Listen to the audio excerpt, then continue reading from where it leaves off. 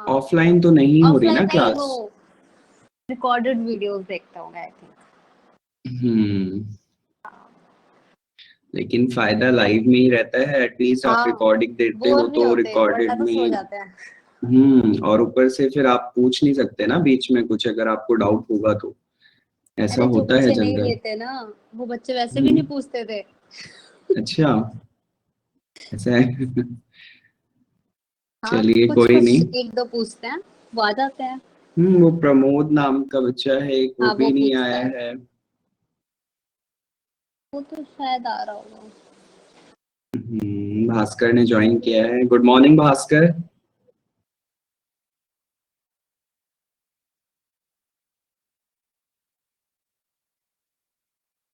Good morning, very good morning. Okay class, so मैंने previous class में आपका topic start किया था। स्टार्ट करते हैं, अगर ज्वाइन करना होगा तो फिर कर लेंगे बच्चे। मैंने प्रीवियस क्लास में आपका स्टार्ट किया था टॉपिक कैपिटल मार्केट। निशा आपने समझा थोड़ा बहुत, आप कह रहे थे आपको क्लियर नहीं हुआ था ना। चालू आप थे या निशा थी, किसको क्लियर नहीं हुआ था उस दिन? अटेंशन नहीं है कि चालू आपने से चालू चालू की। Okay okay. हाँ तो चालू हुआ क्लियर आपको कुछ? आपने देखा दोबारा से सर मैं लेक्चर? अभी दोबारा नहीं देख पाई। नहीं अभी नहीं अच्छा, देख पाई। नहीं देख पाए, ओके कोई बात नहीं। चलिए कोई नहीं, मैं आज थोड़ा सा एक बार क्विक रिवीजन लेते हैं। भास्कर कुछ कहना चाहते हो आप?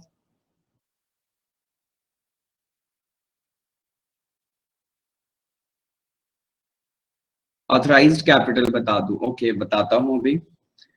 यस क्लास, सो चलिए स्टार्ट करते हैं। मैंने आपको प्रीवियस क्लास में कैपिटल मार्केट के बारे में ये बताया था कि कैपिटल मार्केट आपकी वो मार्केट होती है जिसमें कि हम जनरली लोन या फिर हम ये कह सकते हैं कि फाइनेंशियल असेस्ट को बोरो या लेंडिंग कराते हैं, लेकिन कितने टर्म के लिए? अबव मोर देन ईयर, ठीक है, मोर देन 1 ईयर से ज्यादा के लिए जब भी आप कभी भी मनी को लैंड और बोरो करते हैं किसी भी फाइनेंशियल इंस्टीट्यूशन से या बैंक से, तो वहां पर हमारी क्या आती है? कैपिटल मार्केट आती है। बट कैपिटल मार्केट में हमने ये भी पढ़ा था कि कैपिटल मार्केट में हमें दो तरीके से हमारी जनरली शेयरिंग होती है। यू कैन से फर्स्ट जो मैंने बताया था वो आपको बताया था डेट फाइनेंसिंग के बारे में, और दूसरा बताया था इक्विटी फाइनेंसिंग के बारे में, ठीक है। Debt financing and equity financing. Debt financing तो नॉर्मल मैंने आपको बताया था कि इट्स काइंड ऑफ लोन, जैसे आप लोन में करते हो जनरली कि लोन लिया और इंटरेस्ट के साथ आपको वो उतना वापस करना है एक टाइम बाद। जबकि इक्विटी शेयरिंग में आपको मैंने बताया था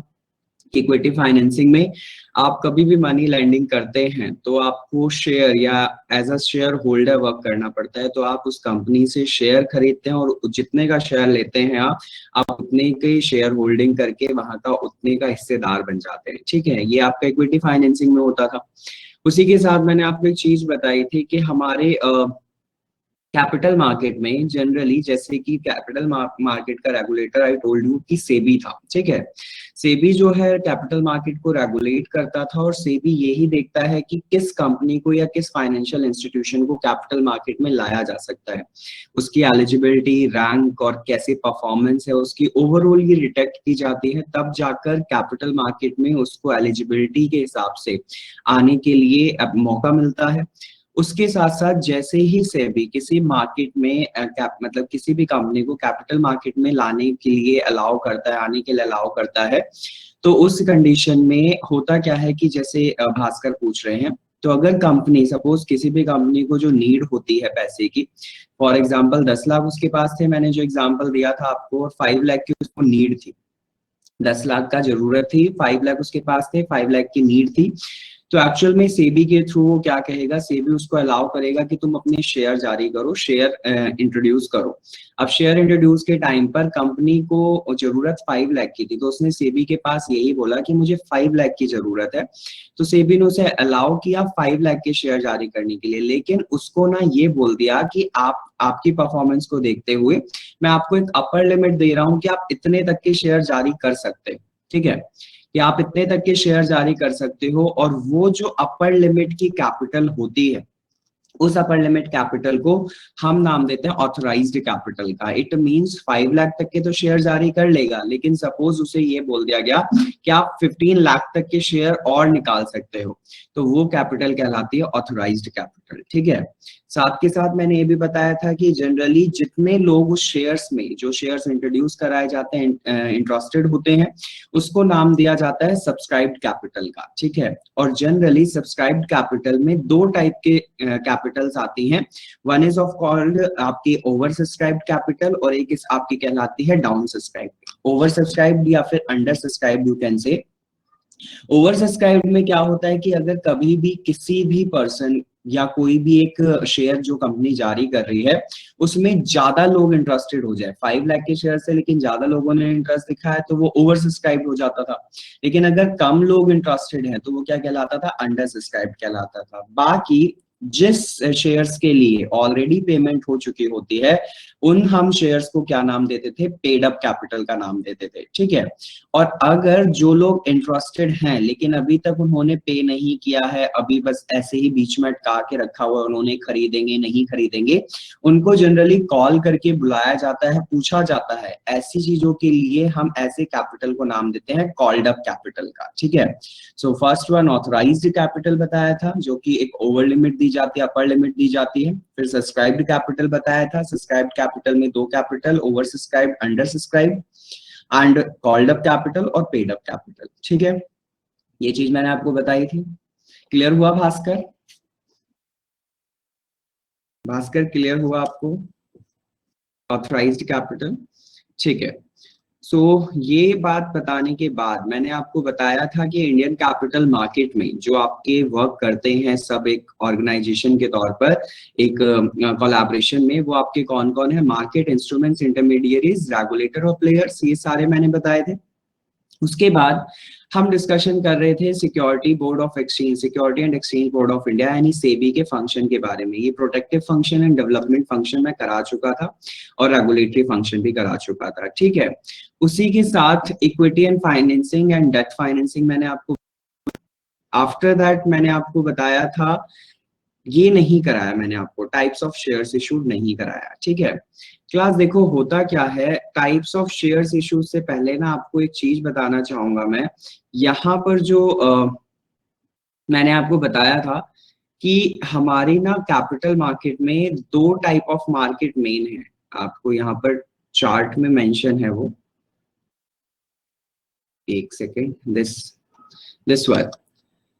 इंडियन कैपिटल मार्केट में दो टाइप की मार्केट आती हैं, one is called primary market and another one is called secondary market. ठीक है, अब primary market and secondary market मैंने आपको बताया था कि अगर कभी भी कोई भी कंपनी सेबी के थ्रू रेगुलेट हो रही है और सेबी ने उसको शेयर जारी करने के लिए बोल दिया है, तो कोई भी कंपनी जब आती है मार्केट में और सबसे फर्स्ट टाइम जब वो शेयर्स इंट्रोड्यूस कराती है, तो हम जो फर्स्ट टाइम शेयर्स इंट्रोड्यूस होते हैं ना, उसको हम बोलते हैं प्राइमरी मार्केट का पार्ट। यानी कोई भी कंपनी जब पहली बार शेयर्स इशू करेगी उसे प्राइमरी मार्केट कहा जाता है। अब सपोज वही कंपनी के शेयर्स ना जब इंट्रोड्यूस होते हैं तो हम इसको ना एक नाम से देते हैं, एक टाइप ऑफ शेयर्स का नाम देते हैं, जो मैं आगे आपको दिखाऊंगा, पीडीएफ में लिखे हुए हैं मैंने, आप साइड वाइज चाहो तो लिख भी लेना।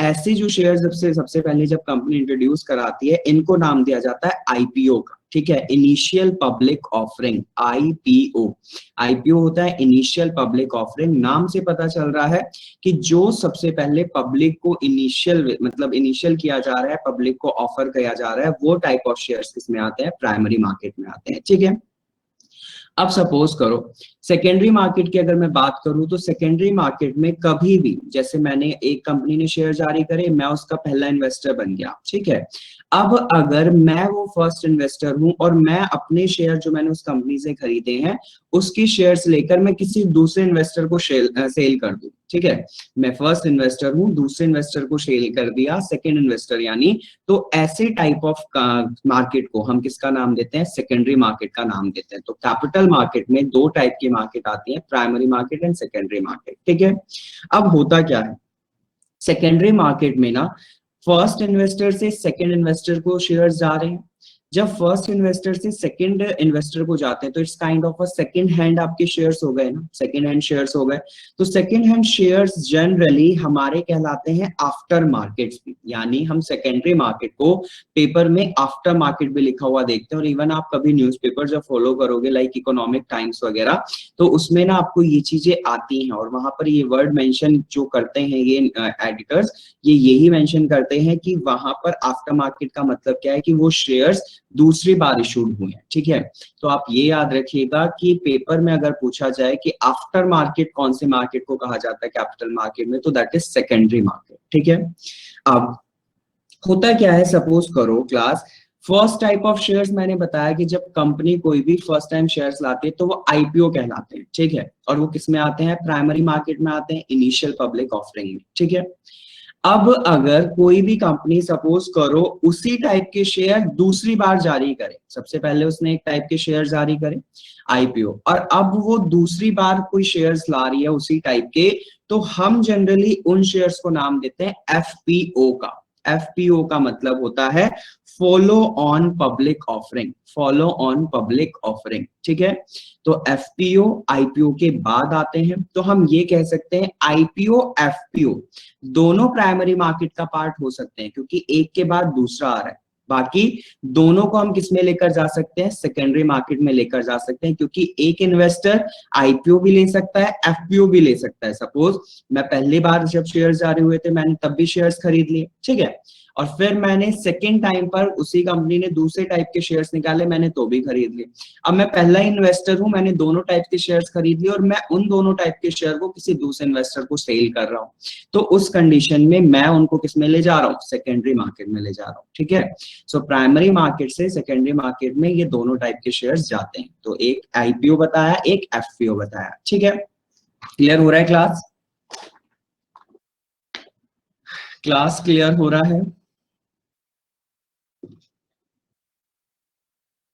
सर ठीक है। एफपीओ एक बार दोबारा एफपीओ का मतलब is nothing Salu Nisha, FPO होता है जब कोई भी कंपनी अपने, देखो होता क्या है कि कोई भी कंपनी ना शेयर्स निकाल देती है और शेयर्स निकालने के बाद वो देखती है कि वाकई में मेरे शेयर्स में लोग इंटरेस्टेड हैं या नहीं। सिंपल सी बात है कि अगर सपोज मैं एक एकेडमी का पार्ट हूँ, ठीक है, मैं एकेडमी का पार्ट हूँ और मेरी एकेडमी में मैंने एक कोर्स इंट्रोड्यूस कराया, ठीक है, मैंने कोर्स इंट्रोड्यूस कराया कि एसएससी या बैंकिंग का ये कोर्स है और ये इतने टाइम के लिए हम इतने फीस में अवेलेबल करा रहे हैं, ठीक है। ये एक टाइप का सपोज शेयर है, ये आईपीओ हुआ सबसे फर्स्ट टाइम, मैंने कोई कंपनी स्टार्ट हुई थी और ये सबसे पहले उसने ये कोर्स इंट्रोड्यूस किया एसएससी का, ठीक है।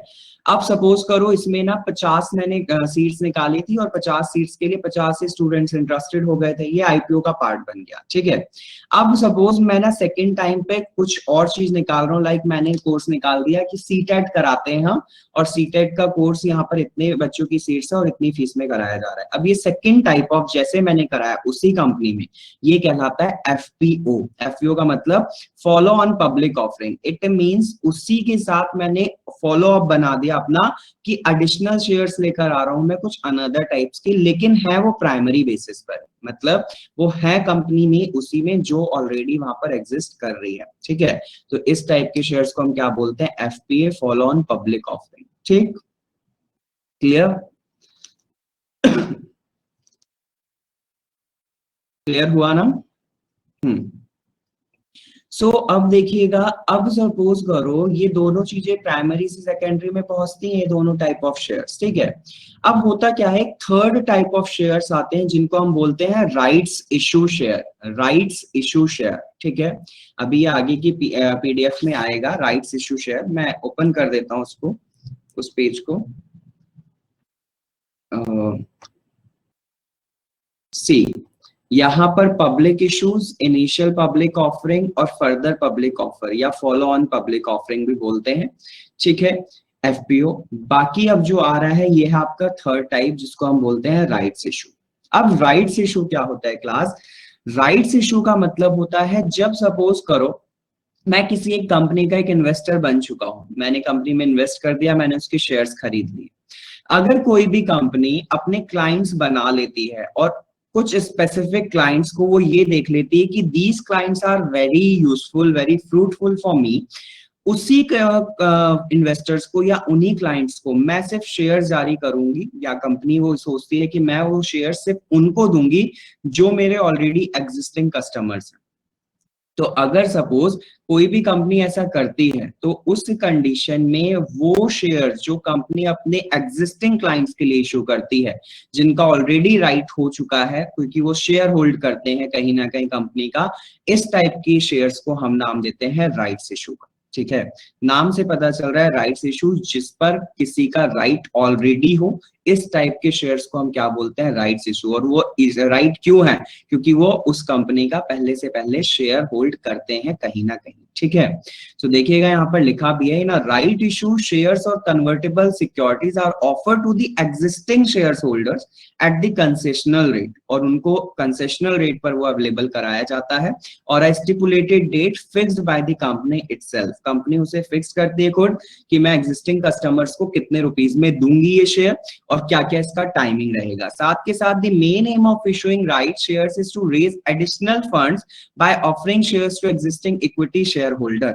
The proportion of their holding rather than making a fresh issue. अब होता क्या है, ऐसा करने का मतलब ये होता है कि अगर वो फ्रेश शेयर्स इशू करेगी तो उसमें ऑलरेडी और भी कस्टमर जुड़ेंगे, तो उसका पैसा बट जाएगा, कंपनी का पैसा बढ़ जाएगा। तो उस कंडीशन में कुछ ऐसे इन्वेस्टर्स भी तो हो सकते हैं कि जो इन्वेस्टर आगे के लिए उसके लिए फ्रूटफुल ना रहे, लेकिन जो ऑलरेडी उसके साथ एग्जिस्ट करते हैं तो उनके बारे में कंपनी को पता चल जाता है कि हाँ ये लोग मेरे लिए बेस्ट है, तो उनके लिए ही जारी करने पर उसको ये रहेगा कि कहीं ना कहीं ये मेरा प्रोपोर्शन जो शेयर होल्डिंग का है ये होल्ड करते हैं, और जनरली इनको कहीं भी देखा जाएगा तो मेरे किसी भी फाइनेंशियल असिस्ट में प्रॉब्लम क्रिएट नहीं होगी।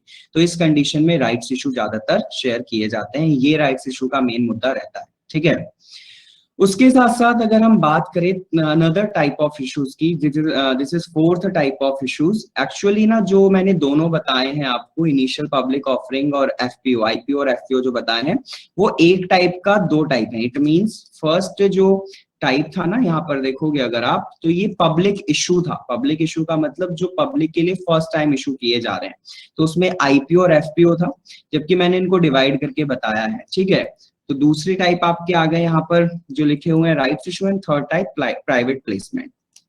अब प्राइवेट प्लेसमेंट्स क्या होते हैं क्लास? प्राइवेट प्लेसमेंट्स ना एक्चुअल में उस टाइप के शेयर्स होते हैं जो एक स्पेशल ऑर्गेनाइजेशंस को दिए जाते हैं सेबी के थ्रू, और वो स्पेशल ऑर्गेनाइजेशन या स्पेशल इन्वेस्टर्स क्या होते हैं, वो स्पेशल इन्वेस्टर्स होते हैं like from the mutual funds, या फिर कोई एक स्पेशल बैंक, या फिर इंश्योरेंस कंपनीज ले सकते हैं, पेंशन फंड्स को ले सकते हैं। ऐसे कुछ आपकी जो लोग होते हैं ना, ऐसे स्पेशल ऑर्गेनाइजेशंस को हम जनरली रखते हैं प्राइवेट प्लेसमेंट में। यानी कभी भी कोई कंपनी स्पेशली म्यूचुअल फंड के लिए ही शेयर्स निकाल रही है, तो वहां पर सिर्फ म्यूचुअल फंड वाले ऑर्गेनाइजेशन के लोग ही सेल कर सकते हैं, परचेज कर सकते हैं उस शेयर्स को।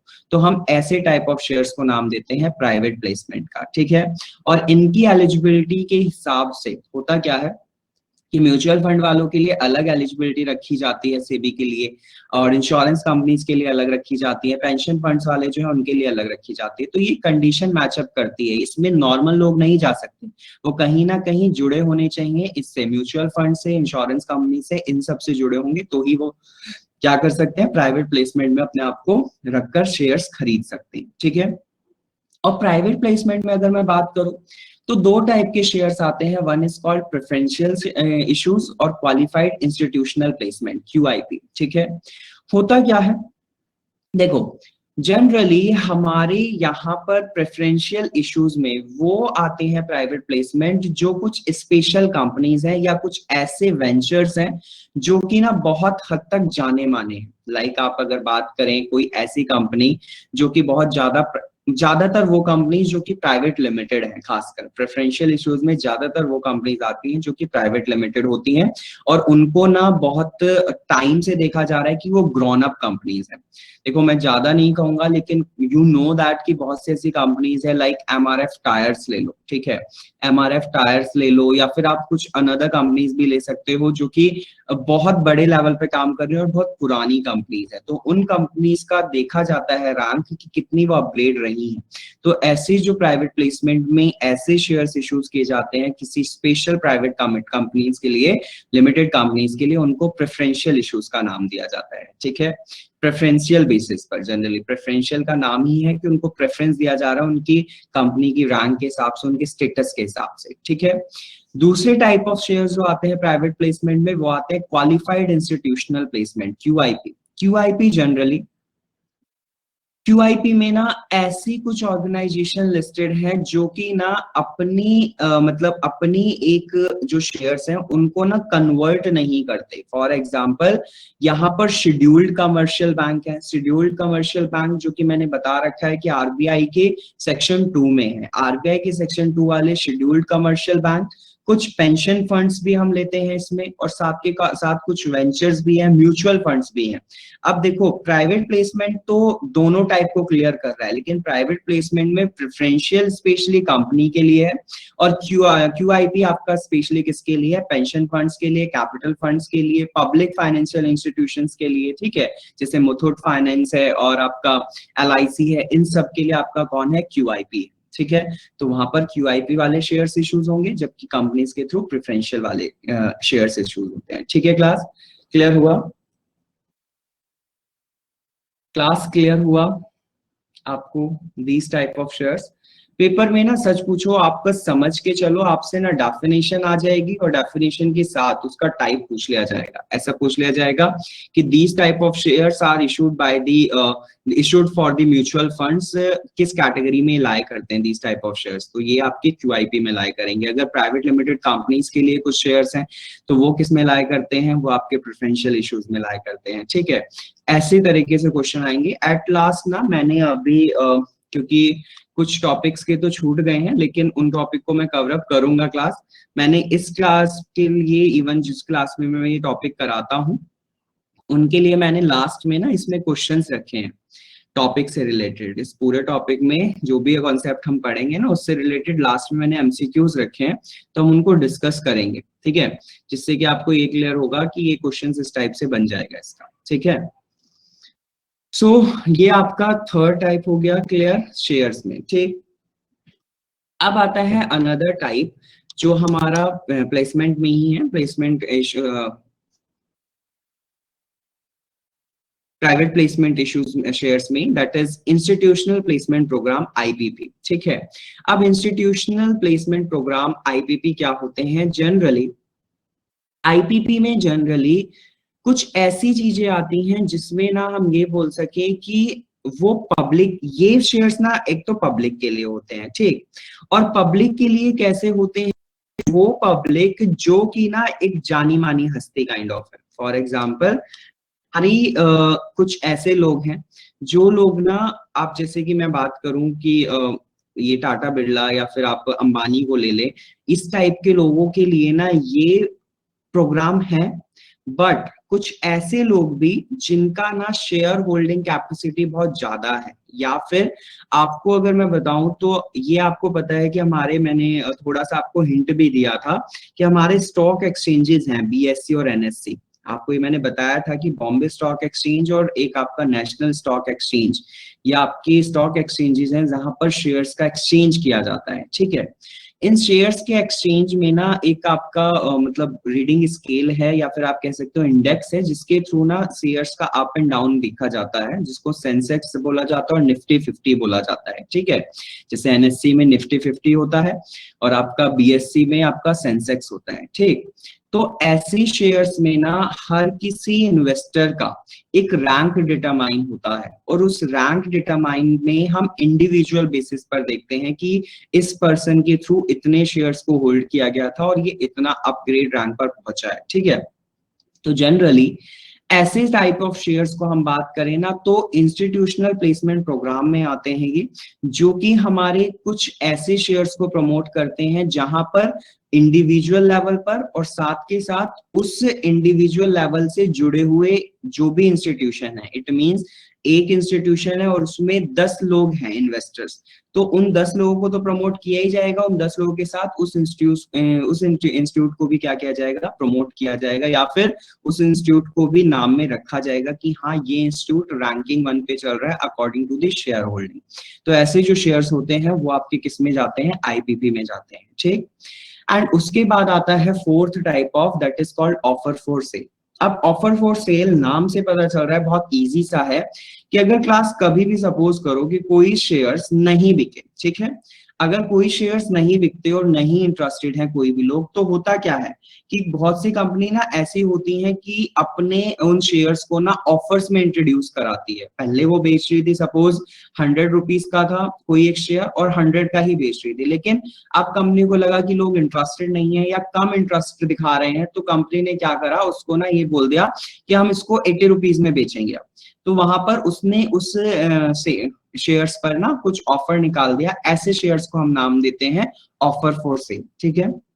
आप देखते हो ना जितने भी मॉल्स वगैरह में आप जाते हो तो वहां पर होता क्या है कि कुछ लोग ऐसे हैं, जैसे कि आप जनरली हम अगर रेट टू रेट कोई चीज मिल रही होती है या फिर हम बड़े कुछ ब्रांडेड चीजों की बात करें तो आप देखते हो ना, हम वेट कर रहे थे 70% ऑफ चल रहा है या कब चलेंगे, तो वो क्या करते हैं, ऐसा इसलिए करते हैं क्योंकि जो स्टॉक ऑलरेडी सबमिट हो रखा है, स्टॉक ऑलरेडी बना हुआ है शेयर्स का, उसको निकाला जाए तभी तो वो न्यू स्टॉक ला पाएंगे। देखो क्लास, हर किसी कंपनी का ना अपना शेयर्स इंट्रोड्यूस कराने से पहले एक स्टॉक होता है, ठीक है, और उस स्टॉक को एक्सचेंज करा जाता है बाय द स्टॉक एक्सचेंजेस के थ्रू, किसमें, शेयर्स में, तब जाकर वो मार्केट में आते हैं। समझ रहे हो बात? तो हम ये कह सकते हैं स्टॉक ही शेयर्स हैं, लेकिन स्टॉक जो है वो ब्रेक्ड फॉर्म है किसकी, और शेयर जो है वो ब्रेक्ड फॉर्म है किसकी, स्टॉक्स की। स्टॉक तो पूरा एक गोडाउन हो गया। हम ये कह सकते हैं कि मेरे पास एक कंपनी है, सपोज वो कंपनी किसी एक चीज को बनाती है, लाइक आप कुछ भी ले लो, जो रॉ मटेरियल पे बेसिस पे बात कर लो या फिर मैन्युफैक्चर पे बात कर लो, उसके लिए शेयर जारी करें तो वो स्टॉक जमा है उसके पास। अब वो जब शेयर्स लेकर आएगी तो वो किसमें आएगी, स्टॉक एक्सचेंजेस में लेकर आएगी, ठीक है। क्लास समझ आ रहा है ना? बहुत ज्यादा वो तो नहीं हो रहा है?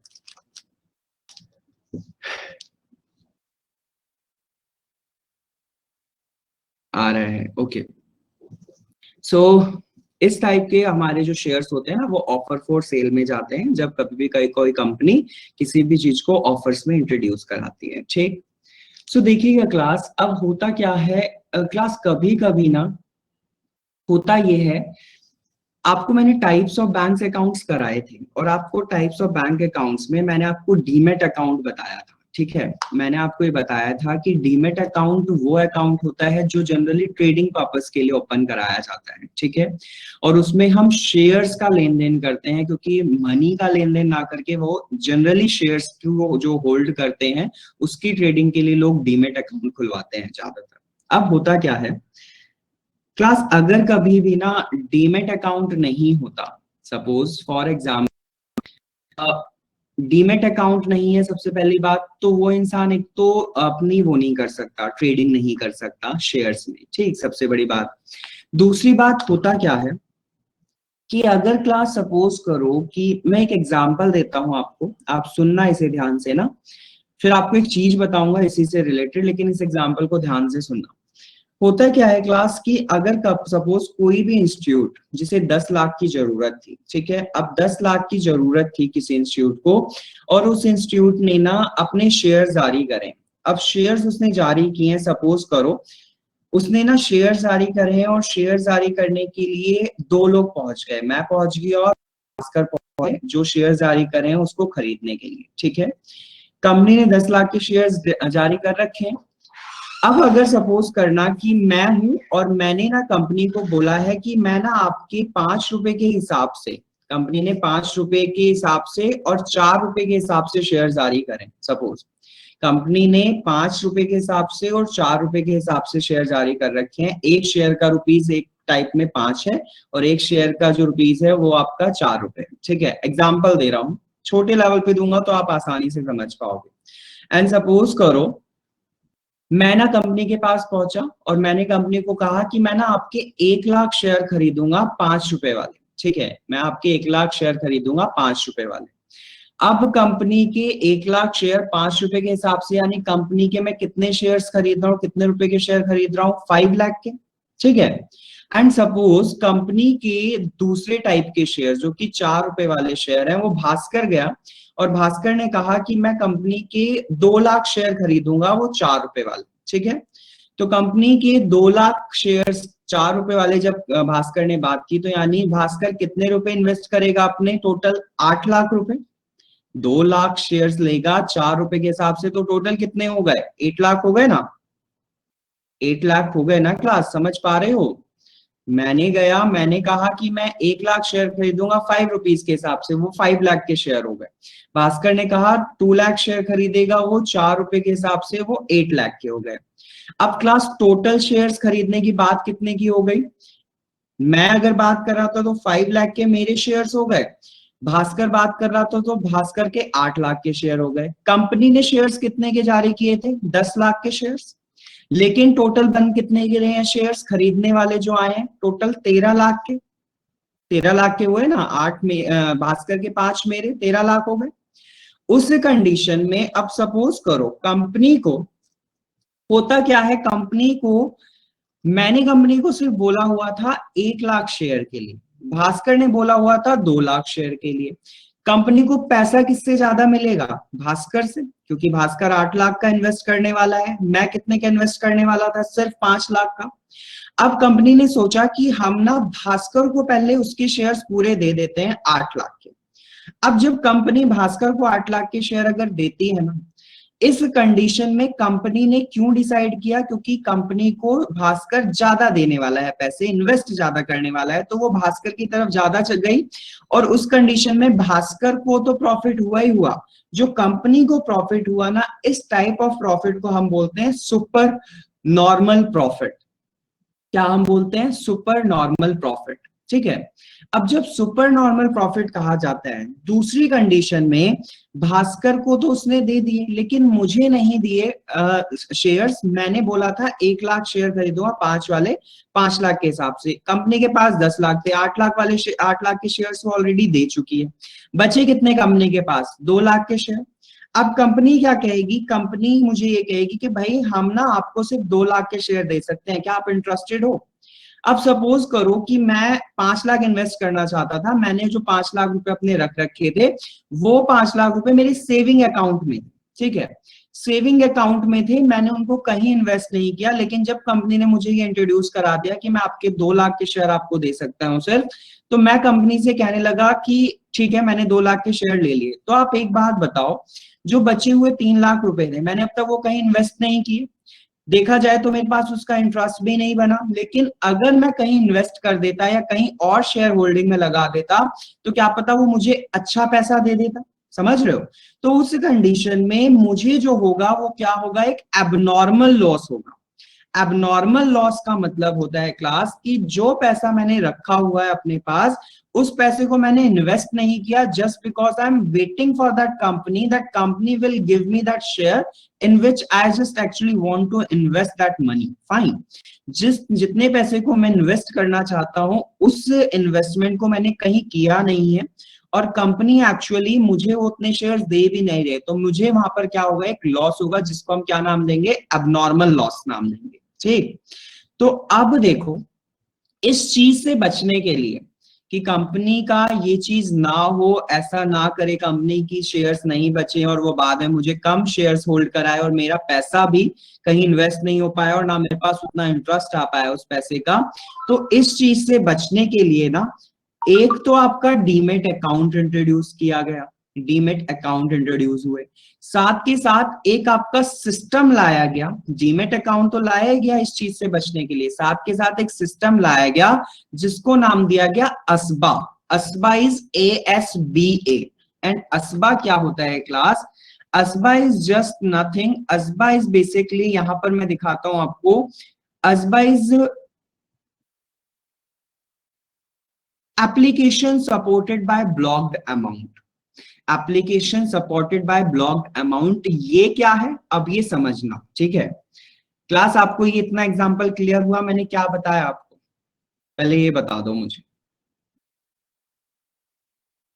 भास्कर आप बीच में ऑफ हो गए थे, आपको समझ आया ये एग्जाम्पल इतना?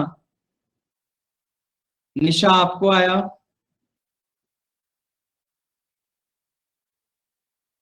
एबनॉर्मल लॉस, ठीक है बताता हूँ भास्कर। भास्कर मैंने ये बोल दिया था कि 8 लाख के शेयर्स आपको दे दिए कंपनी ने, लेकिन मैंने इन्वेस्ट करना था 5 लाख, लेकिन कंपनी ने बोला कि भाई मेरे पास तो 10 लाख के शेयर्स है, 8 लाख के तो मैं ऑलरेडी दे चुका हूँ, मेरे पास 2 लाख के बचे हैं, तो आप लेना चाहोगे? तो मैंने ले तो लिए, लेकिन उस कंडीशन में मेरे पास 5 लाख का जो इन्वेस्टमेंट था मैंने वो कहीं और इन्वेस्ट नहीं किया, उतने टाइम तक मैं वेट करता रहा कि कंपनी मुझे सेल करेगी शेयर्स, ठीक है।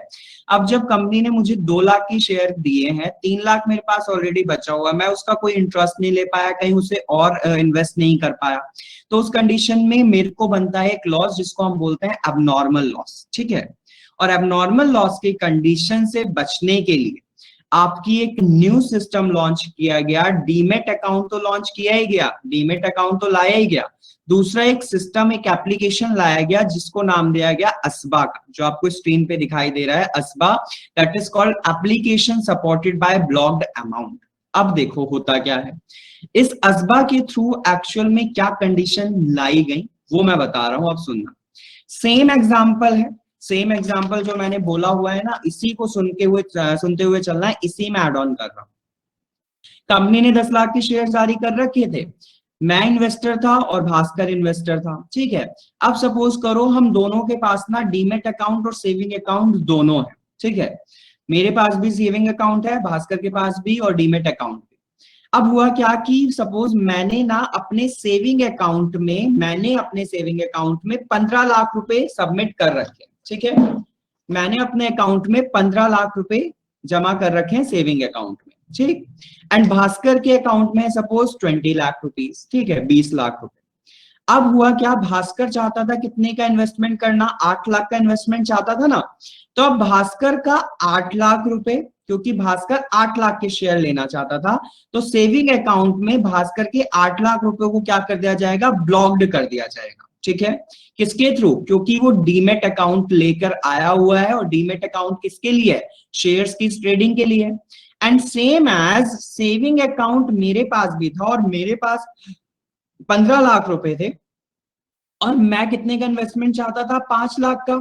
तो एक्चुअल में अब मेरे डीमेट अकाउंट के थ्रू ही सेविंग अकाउंट में कितने रुपए ब्लॉक कर दिए गए, दैट इज ऑफ 5 लाख, ठीक है, क्योंकि मैं 5 लाख का इन्वेस्टमेंट करना चाहता था शेयर्स में।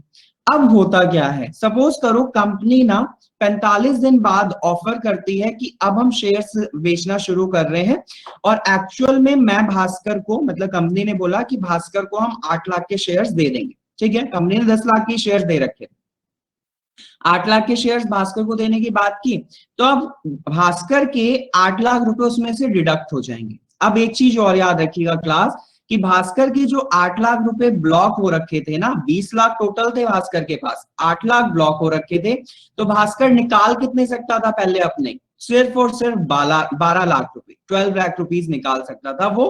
एक्स्ट्रा क्यों नहीं निकाल सकता था, क्योंकि वो डीमेट अकाउंट के थ्रू ब्लॉक्ड कर दिए जाते हैं, कितने का ये शेयर होल्डिंग करने वाला है, इसलिए उस अमाउंट के साथ छेड़खानी नहीं होती है, ठीक। दूसरी कंडीशन में जब मैंने कंपनी से बात की, तो कंपनी को पता चला अब मेरे पास 2 लाख के शेयर है, तो कंपनी ने ना 2 लाख के शेयर्स मेरे दे दिए मुझे, मैंने ले लिए, और 3 लाख रुपए जो थे वो अनब्लॉक कर दिए, और साथ के साथ उतने टाइम तक जितना इंटरेस्ट रहता है उसका, वो भी मुझे क्या किया जाता है, उस अकाउंट के थ्रू पेड अप किया जाता है, समझ रहे हो। तो पहले की कंडीशन में क्या था, अगर डीमेट अकाउंट नहीं था और असबा नहीं था, असबा देखो क्या कह रहा है, असबा यही कह रहा है application supported bye block amount, आपका अमाउंट जो ब्लॉक हो रखा है उतने अमाउंट में से जितने की शेयर होल्डिंग कर रहे हो वो तो डिडक्ट होगा, लेकिन जितना अमाउंट आपका बच जाएगा और आपको शेयर्स नहीं मिल पाए उस पर आपको क्या मिलेगा, इंटरेस्ट मिलेगा। तो इस कंडीशन में उस इन्वेस्टर को क्या नहीं होगा, एबनॉर्मल लॉस नहीं होगा, और कंपनी भी अपना सुपर नॉर्मल प्रॉफिट जो लेगी वो उसको होगा। तो इस कंडीशन के लिए क्या बना, आपका असबा बना, और इसी वजह से आपके डीमेट अकाउंट ट्रेडिंग के लिए बोले जाते हैं। क्लियर हुई क्लास बात, क्लियर हुआ class, class I am audible? Shalu, Nisha, yes sir. Clear आपको असबा क्या है? असबा के Yes. बारे में इंटरव्यू में पूछा जाता है एंड मेंस में भी ये कई बार आ चुका है। सो प्लीज याद रखिएगा कि इसमें हम जनरली इस एप्लीकेशन के थ्रू जितना बैंक में अकाउंट ब्लॉक करते हैं, जितना कैपिटल ब्लॉक करते हैं, उतने कैपिटल पर इंटरेस्ट मिलता रहता है, कोई लॉस नहीं होता है, और इसीलिए असबा को लाया गया था। ठीक है, अगर असबा नहीं होता तो उस कंडीशन में शेयर मार्केटिंग में जो इन्वेस्टर है वो लॉस में ही जाते रहते। ठीक, तो असबा को सर ये इंट्रोड्यूस तरीके से मतलब एक तो सबसे पहले ये कंफर्म करता है कि हाँ जो पर्सन इन्वेस्ट करना चाहता है उसके पास ये अमाउंट अवेलेबल है। एग्जैक्टली। और सेकेंडली ये मतलब ताकि इन फ्यूचर ऐसा ना हो कि इन्वेस्टर जो है वो डिसइंटरेस्टेड हो जाए अगर उसको शेयर्स नहीं मिलते हैं, या फिर वो कंपनी पे कोई ट्रस्ट इशू वगैरह आए तो उसके लिए वो उस अमाउंट पे इंटरेस्ट भी पे करता है। Yes, exactly. ठीक है, निशा क्लियर हो गया आपको? Nisha you okay? आपकी हेल्थ तो ठीक है? ओके, चलिए, ठीक है, ठीक। So this is your ASBA. ठीक, अब क्लास आपको ना थोड़ा सा बस एक चीज और ध्यान लेनी है कि आपके ना जब आप डीमेट अकाउंट्स खुलवाते हो क्लास, आप अगर बैंक में जब सेविंग अकाउंट खुलवाते हो तो सेविंग अकाउंट में आप जितना पैसा देते हो वो बैंक के पास जाता है। बैंक में जो सेविंग अकाउंट में आप पैसा डिपॉजिट करते हो उस सबकी डिटेल बैंक के पास रहती है। सेम अगर मैं बात करूं कोई भी बैंक में आप जब डीमेट अकाउंट खुलवाते हो तो डीमेट अकाउंट ओपन कराने के बाद आपके ना उस डीमेट अकाउंट में जितने शेयर्स जाते हैं या जितने शेयर्स की सेलिंग परचेसिंग आप करते हो उन सब के लिए आपकी एक डिपोजिटरीज होती हैं शेयर्स की। डीमेट अकाउंट में शेयर्स की जितनी भी ट्रेडिंग आप कर रहे हो उनके लिए डिपोजिटरीज होती हैं। वो डिपोजिटरीज जो बता रही हैं कि एक्चुअल में कितनी ट्रेडिंग की जा रही है, कितने शेयर्स का लेन देन हो रहा है। उन डिपोजिटरीज को दो जनरली इंडिया में ऐसी डिपोजिटरीज है जो कि इन चीजों का ध्यान रखती हैं, जिसको हम नाम देते हैं सीडीएसएल। सीडीएसएल इसे लिख लेना, ये मैंने पीडीएफ में नहीं मेंशन किया है। सीडीएसएल जिसे नाम दिया जाता है central depository service limited, central depository service limited. और दूसरी होती है एनडीएसएल।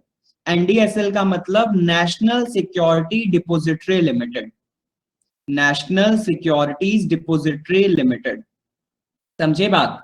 तो सीडीएसएल जो है क्लास ये बेस्ड ऑन मुंबई है, जो कि आपकी बीएससी यानी बॉम्बे स्टॉक एक्सचेंज के लिए डिपॉजिटरी है, जबकि एनएससी जो है वो नेशनल है, गवर्नमेंट ऑफ इंडिया की है, मिनिस्ट्री ऑफ फाइनेंस के थ्रू ये रेगुलेट की जाती है। ठीक है, तो ये दोनों डिपॉजिटरी बॉम्बे बेस पर आपकी बीएससी के लिए कौन करता है maintain, that is of CDSL, और एनएससी के लिए आपका कौन करता है, एनडीएसएल करता है। ठीक, एनडीएसएल नेशनल स्टॉक एक्सचेंज के थ्रू रेगुलेट होता है। ठीक, डिपॉजिटरी।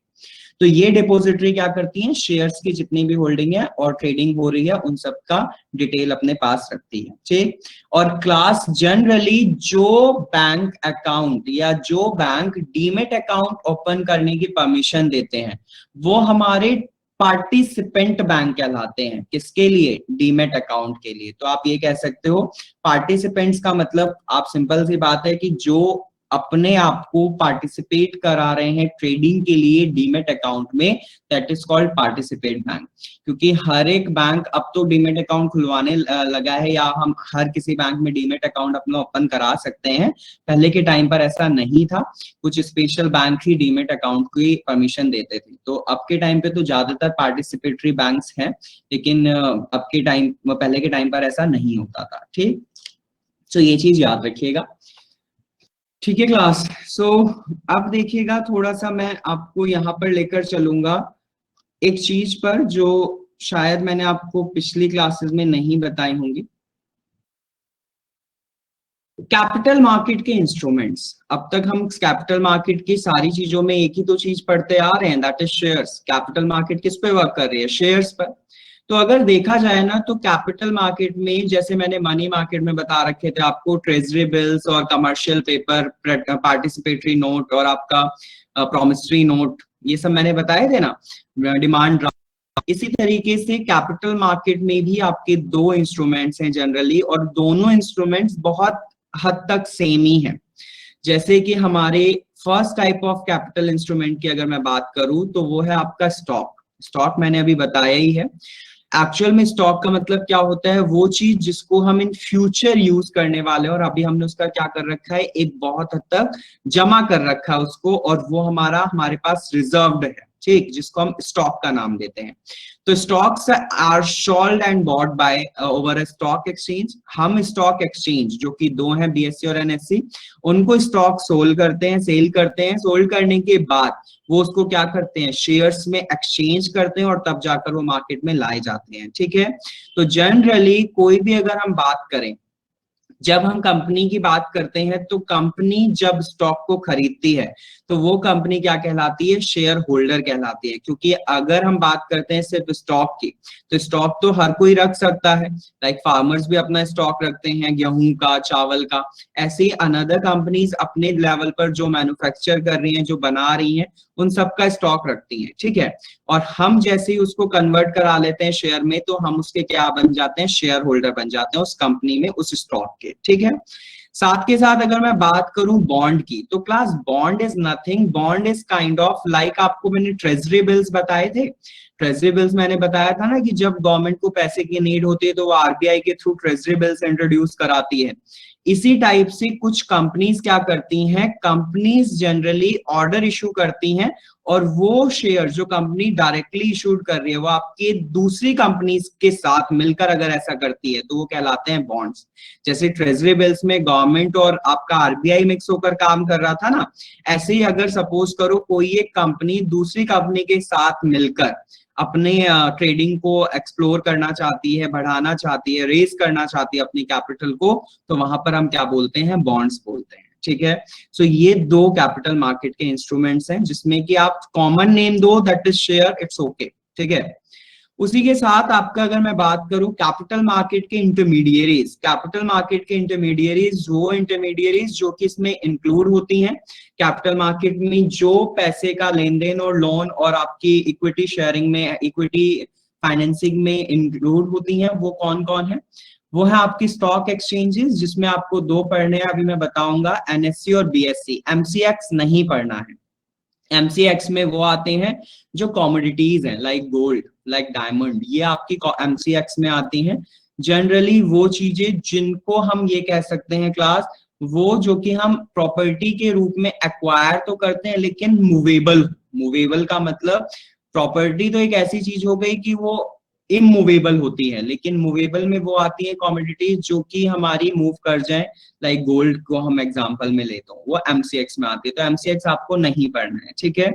उसके साथ इंटरमीडियरीज में कैपिटल मार्केट में बैंक्स आते हैं, insurance companies, pension funds and mutual funds, ठीक। आपसे पेपर में पूछा जाएगी कैपिटल मार्केट के इंटरमीडियरीज कौन सी हैं या कौन सी नहीं है, तो ये याद रखना है आपको, ये सारी कैपिटल मार्केट के इंटरमीडियरीज हैं, ठीक है। देखिएगा यहाँ पर ना क्लास, एक चीज और मैंने मेंशन की है, function and significance of capital market. Function and significance ये बहुत इंपॉर्टेंट टॉपिक नहीं है, आप सिर्फ क्या करना है, इसको एक बार गो थ्रू होना, ये पीडीएफ में है। जो बातें अब तक बताई जा रही हैं वो सारी बातें ही इसको एक पॉइंट फॉर्म में, बुलेट फॉर्म में मैंने रख रखा है, दैट्स इट। बहुत ज्यादा डिटेलिंग नहीं है इसमें, आप इसको जब पढ़ोगे ना तो आपको ये समझ आ जाएगा खुद से। तो ये 5 पॉइंट्स आपको खुद से रीड करने हैं, नहीं आएंगे तो आप मेरे से पूछ लेना, बहुत सिंपल सी बातें हैं। जैसे कि आप अगर पढ़ रहे हो तो first point, provide the link between सेवर्स and investor. Capital market link provide करता है सेवर्स और इन्वेस्टर्स के बीच में। Gives encouragement of saving, obvious है, शेयर्स हम खरीद रहे हैं, बेच रहे हैं, तो सेविंग को इनकरेजमेंट दे रहा है। Gives encouragement to investment, investment को भी इनकरेज कर रहा है। साथ के साथ it promotes the economic growth, economy की ग्रोथ में भी कहीं ना कहीं हेल्पफुल है। साथ के साथ provide benefits to the investor, investors को भी बेनिफिट देता है। तो इनको आप डिटेलिंग जब पढ़ोगे तो यहाँ पैराग्राफ्स लिखे हुए हैं, not to worry about so much. उसके साथ साथ classification of equity shares on the basis of share capital, ये मैं आपको सारी बता चुका हूँ। एथोराइज्ड कैपिटल क्या होती है, इशूड शेयर कैपिटल क्या होती है, सब्सक्राइब कैपिटल क्या होती है, पेड अप कैपिटल क्या होती है, ठीक है, ये मैंने आपको ऑलरेडी बता दिया है, ठीक। उसके बाद अजबा मैं बता चुका हूँ। के बाद अब हम आते हैं अपने स्टॉक मार्केटिंग पर, ठीक है। स्टॉक मार्केट में जनरली वो स्टॉक मार्केट जो हमारे इन्वेस्टर्स को अलाउ करती हैं, स्टॉक मार्केट किसको बोला जाता है, वो जो कि इन्वेस्टर्स को अलाउ करती हैं बाय और सेल करने के लिए अपने शेयर्स को पब्लिकली, ठीक है, और पब्लिकली साथ के साथ कंपनीज के थ्रू भी। तो हम ये कह सकते हैं स्टॉक मार्केट इंडिया की दो है। देखो होता हुआ क्या था कि सबसे पहले ना पूरे वर्ल्ड लेवल पर आपका एक स्टॉक एक्सचेंज बना था, अगर आपने सुन रखा हो क्लास, तो एक स्टॉक एक्सचेंज बना था जिसका नाम था NYSE, New York stock exchange, New York stock exchange NYSE, जो कि वर्ल्ड लेवल पर आपका सबसे पहला स्टॉक एक्सचेंज था। ये मोनोपोली बेसिस पर काम करते थे। तो हुआ क्या कि आपके इंडिया में, इंडिया नहीं बोलूंगा मैं, बोलूंगा एशिया में सबसे पहला जो स्टॉक एक्सचेंज आया था वो BSE आया था, ठीक है, बॉम्बे स्टॉक एक्सचेंज। इंडिया या फिर एशिया का अगर बोलें तो पहला कौन आया था, BSE आया था, और वर्ल्ड का पहला कौन सा स्टॉक एक्सचेंज आया था, NYSE आया था, ठीक है। हुआ ये था कि कोई भी जब स्टॉक एक्सचेंज या कोई भी एक ऐसा ऑर्गेनाइजेशन आता है ना जो कि वर्ल्ड लेवल पर या एक मतलब एक कंट्री लेवल पर सिंगल हो, तो होता क्या है, वो अपनी मोनोपोली शो करता है। ऑब्वियस है कि जैसे रेलवे की बात करूं तो रेलवे डिपार्टमेंट क्या करता है, रेलवे मिनिस्ट्री एक ही है, और रेलवे मिनिस्ट्री अपने बलबूते पर चाहे तो कुछ भी इम्प्लीमेंटेशन करती है, कुछ भी रिमूव करती है, कुछ भी घटाती है, कुछ भी बढ़ाती है, ठीक है। सो अगर ऐसे ही किसी भी चीज का एक का ही मोनोपोली हो, एक का ही राज हो, तो होता क्या है कि वो अपने आप को बहुत सुपीरियर समझने लगती है। तो इसी चीज को घटाने के लिए, इसी चीज को कम करने के लिए BSE के बाद आपका कौन आया, that is called NSE, national stock exchange आया, ठीक है। सो ये कैसे हुए देखिएगा। एक्चुअल में NSE जो था वो फाउंड किया गया था 1992 में, 1992 में आया था, BSE से बाद में, ठीक है। साथ के साथ इसको रेगुलेट कराने के लिए एक एक्ट बना सेबी के थ्रू, जो कि आपका 1956 में बना था, और ये आपका एक्ट पूरी तरीके से ऑपरेशनल हुआ कब, 1994 में, ठीक। अभी के टाइम पर अगर मैं बात करूं, इसके मैनेजिंग डायरेक्टर, MD और CEO जो है वो आपके विक्रम लिमाये हैं, ठीक है। विक्रम लिमाये आपके MD और CEO हैं NSE के। साथ के साथ हमारा NSE BSE से बेस्ट क्यों है, क्योंकि BSE ना बहुत पहले बना था, तो BSE सारी चीजें स्टॉक मार्केटिंग की या शेयर मार्केटिंग की मैनुअल बेसिस पर करता था, मतलब कुछ भी ना उतने टाइम पर इलेक्ट्रॉनिक नहीं था। लेकिन अभी के टाइम पर अगर हम बात करें तो जब से NSE आया है, ये आपका एक कंप्यूटराइज्ड इलेक्ट्रॉनिक ट्रेडिंग का मीडियम प्रोवाइड कराता है, जिससे कि हर चीज को डिजिटलाइज किया जा रहा है, ठीक है। तो ये टेक्नोलॉजी बेसिस पर काम करता है, साथ के साथ इसकी परफॉर्मेंस बहुत अच्छी है, बहुत बीच में एज अ मीडिएटर का कोई रोल नहीं है, कुछ भी फ्रॉडुलेंस का रोल नहीं है, ठीक है। तो अगर देखा जाए तो NSE बहुत ही ज्यादा ऑटोमेटेड है, किससे कंपेयर में, BSE के कंपेयर में, ठीक है। साथ के साथ दोनों स्टॉक एक्सचेंज में क्लास हमारी कंपनीज इंक्लूड होती हैं जो कि ब्लू चिप्स कंपनी है। एंड ब्लू चिप्स कंपनी का मतलब होता है, ब्लू चिप्स कंपनी एक्चुअल में वो कंपनी है जो कि बहुत बड़े लेवल पर है, बहुत ज्यादा अच्छे से ट्रेडिंग में इंक्लूडेड है, या ये कह सकते हो जो कि रैंक वाइज भी इंडिया में नंबर 1 पर आती है, ठीक है। तो NSE में बात की जाए तो NSE में टोटल ऐसे 50 ब्लू चिप्स कंपनी है, NSE में टोटल 50 ब्लू चिप्स कंपनी है, और इसको एक बैरोमीटर इंडेक्स कह सकते हो, जिसके थ्रू इसमें इनके शेयर्स का गिरना और भरना मेजर किया जाता है, जिसको हम नाम देते हैं निफ्टी का। Nifty is the index by which actually national stock exchange में शेयर्स का घटना बढ़ना मेजर किया जाता है, और हम जनरली इसको निफ्टी 50 का नाम भी देते हैं। निफ्टी इसका इंडेक्स है और 50 हम बोलते हैं इसकी 50 ब्लू चिप्स कंपनी, ठीक है क्लास। उसी के साथ अगर मैं बात करूं आपकी बीएसए की, तो बीएसए आपका स्टैब्लिश हुआ था 9 जुलाई 1875 में, बहुत पहले एनएससी से। एशिया का फर्स्ट स्टॉक एक्सचेंज है जिसके थ्रू ये बनाया गया था 1875 में। उसका नाम था प्रेमचंद रायचंद ऑफिशियली, मतलब बिजनेसमैन थे ये प्रेमचंद रायचंद, जिन्होंने ये फाउंड किया था। और पहले इसका नाम जब इन्होंने ये बनाया था, इसका नाम था native share and stock broker association, ठीक है। It's kind of a broker association था, इसमें सारे ब्रोकर्स ही थे। फिर बाद में इसका नाम चेंज कर दिया था बॉम्बे स्टॉक एक्सचेंज, ठीक है। साथ के साथ ये हमारा ना उतने टाइम पर बहुत फास्टेस्ट एक्सचेंज था, क्योंकि ये बहुत 6 माइक्रो सेकेंड से भी कम में ट्रेडिंग कर देता था। इतना इसको बोलते थे कि फास्टर काम करता था। लेकिन हुआ क्या कि सेबी ने जैसे इसको आफ्टर 1957 इसका रेगुलेशन अपने हाथ में लिया, तो एक्चुअल में आपका बीएससी पूरी तरीके से कौन रेगुलेट करने लगा था? सेबी रेगुलेट करने लगा था, ठीक है। साथ के साथ हमारा बीएससी को ज्वाइन करवा दिया गया था 2012 में by the United nation sustainable stock exchange के थ्रू, ठीक है। जो यूनियन लेवल पर, यूनाइटेड नेशन लेवल पर आपका स्टॉक एक्सचेंज है, United nation sustainable stock exchange, उसके साथ बीएससी ज्वाइन हुआ। और अभी के टाइम पर जो इसके एमडी और सीईओ हैं वो आपके आशीष कुमार चौहान हैं, ठीक है, बॉम्बे स्टॉक एक्सचेंज के। साथ के साथ इंपॉर्टेंट इंडेक्सेस की बात करें तो इसके देखिए मेनली तो सेंसेक्स है, क्योंकि सेंसेक्स में आपकी 30 ब्लू चिप्स कंपनी है, मेनली इंडेक्स इसका सेंसेक्स है।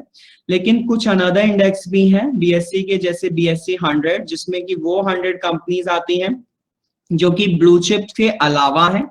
टॉप 30 के बाद वाली 100 कंपनीज वो बीएससी 100 में आती है। फिर उन बीएससी 100 के बाद भी आपके कुछ अनदर कंपनीज है 200 अनदर, वो भी बीएससी 200 इंडेक्स के थ्रू मेजर होती हैं। फिर आती हैं कुछ ऐसी कंपनीज जो कि डॉलेक्स यानी डॉलर बेसिस पर, डॉलर वैल्यू पर काम करती हैं, जिनको डॉलेक्स में मेजर किया जाता है उनका इंडेक्स। कुछ ऐसी हैं जो कि बैंक्स के शेयर्स वाले हैं, जो बैंक्स का शेयर लेकर आते हैं, उनको बैंकेक्स के नाम से मेजर किया जाता है, बैंकेक्स इंडेक्स के हिसाब से। और कुछ रियल एस्टेट कंपनीज हैं जिनका इंडेक्स अगर हम मेजर करें तो वो करते हैं रियलिटी इंडेक्स के बेसिस पर, ठीक है। सबसे मोस्ट इंपॉर्टेंट तो इनका सेंसेक्स है, जिसको सेंसिटिव इंडेक्स बोला जाता है, ठीक है क्लास। सो ये टोटल आपका ऑलमोस्ट आज के बारे में बात करेंगे हम, दैट इज योर जो हमें पढ़ना था, ठीक है, बीएससी और एनएससी। हालांकि अभी बहुत चीजें रहती हैं इसमें, अभी मुझे आपको इसमें बतानी है रेगुलेटरीज, या फिर आप ये समझ सकते हो आपने देखा है क्रेडिट रेटिंग एजेंसीज, आपने शायद पेपर में नाम सुने होंगे, CRISIL, Moody's, Fitch, standard and poor. Yes sir. हाँ, इन सबको मुझे पढ़ाना है, वो भी इसी का पार्ट है। सो इनको हम नेक्स्ट क्लास में कवर करेंगे। आज की क्लास समझ आई क्लास आपको, ओवरऑल जो हमने पढ़ा है? यस सर, सही पीपीटी शेयर करा देना, हमें last PPT type of bank accounts मिली थी। अच्छा, तो मैं ये आज करा दूं क्या? मुझे ये था कि अभी तो बहुत चीजें रहती है, देखो क्रेडिट रेटिंग एजेंसीज पढ़ानी है। चलो मैं ऐसा करता हूँ क्लास, मैं ना आज आपको ये शेयर करा दे, नहीं मैं ऐसा करता हूँ, मैं पूरी पीपीटी शेयर करा देता हूँ। उससे होगा क्या कि आप ना एक बार रीड आउट भी कर लेना, जिससे कि जब मैं पढ़ाने बैठूंगा तो आपको और शायद समझ आ जाए, ठीक है। तो मैं पूरा ही शेयर करा देता हूँ। बाकी इसमें क्वेश्चंस भी हैं लास्ट में, आप चाहो तो देख लेना, आपकी मर्जी है, विद ऑप्शंस है। सो कोई बात नहीं, ये यहाँ पर क्वेश्चंस रखे हुए हैं मैंने, ओके। बाकी टेस्ट वगैरह तो मैं नहीं दूंगा आपको, यही मैं क्वेश्चंस कराता हुआ चलूंगा टॉपिक वाइज, तो क्लियर हो गया आपको बहुत सारी चीजें, ठीक। चलिए क्लास, सो लास्ट 10-15 मिनट्स में ना आप जो क्लास में पढ़ाते हो ना, उसमें से एक बार हमसे ना क्वेश्चंस कर लिया करो, क्रॉस क्वेश्चनिंग की, ये क्या होता है, ये क्या होता है, वो हम खुद से ठीक है। मैं तो चाहता ही था ये कि आप ये बोलो, लेकिन आपकी क्लास ना बड़ी थोड़ी हमारा उसी टाइम पे ना रिवाइज हो के याद हो जाता है। अब से ना मैं क्लास ऐसा करा करूंगा, शालू जैसा कह रही है ना, मैं लास्ट में तो नहीं, मैं क्लास में आते ही ना आपसे प्रीवियस पूछा कि मैंने ये चीज बताई थी, उसमें क्वेश्चनिंग पुट किया करूंगा, ऐसे किया करूंगा, ठीक है।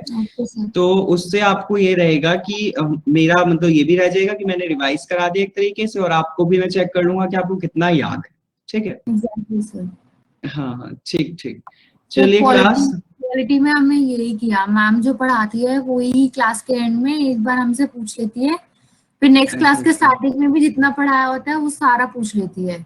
और उन्होंने ना अच्छा। पीपीटी के बीच में ही हर टॉपिक के एंड में मतलब ऐसे 25 क्वेश्चंस की एक शीट डाल देती है, वो हमें खुद से करनी होती है, तो नेक्स्ट डे उसका डिस्कशन कर लेते हैं। तो उससे अच्छा, हमारा अच्छा। वो पूरा टॉपिक साथ के साथ प्रिपेयर हो जाता है, उससे ठीक है, काफी ठीक है। इजी तो मैं होता है। ऐसे ही सोचो, चलिए मैं भी ऐसे ही कुछ कर लूंगा। मैं ऐसा करूंगा, मैं हर टॉपिक के एंड में तो नहीं करूंगा।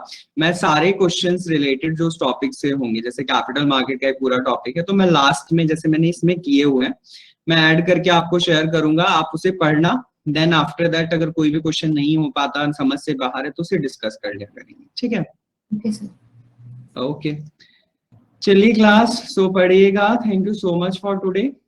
Take care all of you. इसे अच्छे से पढ़ो, ठीक है, और पूछा करो, कुछ भी नहीं आता समझ में तो। ठीक है, चलिए, take care, goodbye, thank you so much.